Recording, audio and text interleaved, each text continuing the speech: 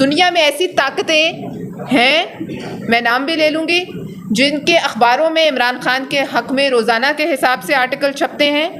آپ خود یہ سوچئے کہ یہ وہ لوگ ہیں جو اس وقت تمام دنیا میں مسلمانوں کو چن چن کر قتل کر رہے ہیں، چن چن کر روزانہ کے حساب سے جو ہے وہ کئی سو مسلمانوں کی شہادتیں ہو رہی ہیں، لیکن ان کے دل میں ایک شخص کی محبت کم نہیں ہوتی، اور وہ شخص ہے قیدی نمبر 804۔ اور کیوں نہیں ہوتی؟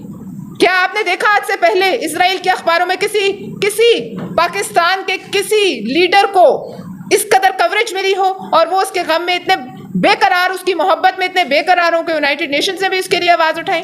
کیا ہم یہ جو ہے کڑیاں نہیں جوڑ سکتے؟ کیا ہمیں یہ سمجھ نہیں آ رہی کہ یہ وہی طاقتیں ہیں جو پاکستان کو بھی نشانے پہ لیے ہوئے تھی؟ کیا یہ وہی ملک نہیں ہے جس نے پاکستان کی نیوکلیئر جو پروگرام ہے اس پر انڈیا کے ساتھ، بھارت کے ساتھ مل کر اٹیک کرنے کی سازش رچی تھی؟ کیا یہ وہی ملک نہیں ہے کہ جس کو ایک مضبوط